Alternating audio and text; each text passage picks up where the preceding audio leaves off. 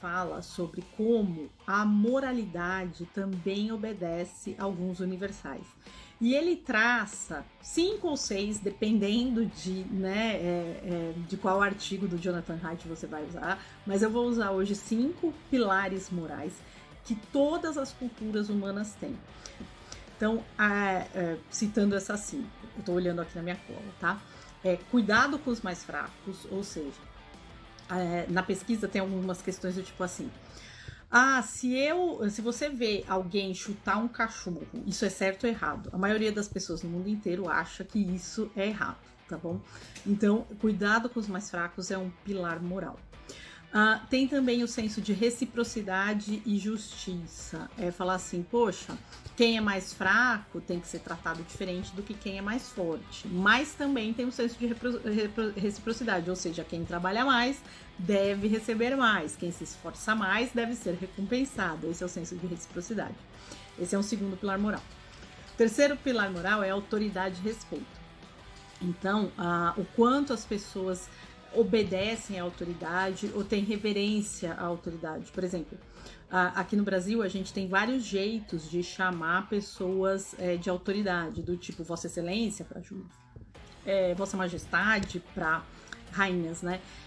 O exemplo, por exemplo, da língua inglesa, que é um país, né, e os países de língua inglesa têm menos deferência à autoridade. Se você for chamar o rei hoje, ou a rainha Elizabeth, que infelizmente já morreu, que Deus o tenha, falando de autoridade, você vai chamar você gostaria de um chá, você não vai usar como Vossa Excelência, né, gostaria de um chá e tal, você vai usar o pronome you também, né, o você. Então tem um pouco menos de deferência à autoridade. Pureza e santidade tem a ver com o quanto a cultura valoriza certos conceitos que são tabu. Por exemplo, na nossa sociedade, comer cachorro é um tabu, né? Assim, ninguém, né? Se eu falar assim, vai comer carne de cachorro, não, imagina o cachorro e tal.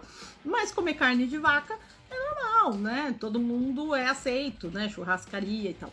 Já na Índia, comer carne de vaca, para algumas pessoas que seguem uma certa religião, uma certa doutrina, comer carne de vaca é um tabu, né? Aqui é bem visto, lá não. Tô dizendo que lá se come carne de cachorro, mas o tabu é um pouquinho diferente. Mas todos esses dois comportamentos, mesmo que sejam diferentes entre as culturas, eles obedecem ao mesmo pilar, que é a pureza e santidade.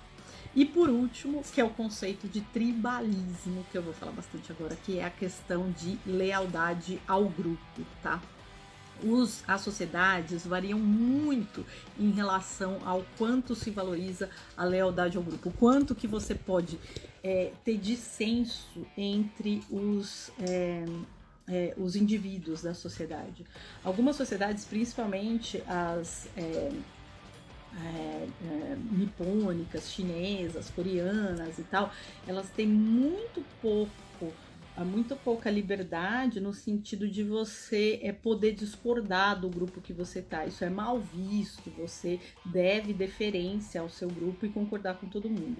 Em outras sociedades é mais aceito, né? Então, por exemplo, na Finlândia é aceito você discordar abertamente do seu chefe, falar assim, nossa, o que você tá falando é bobagem, né?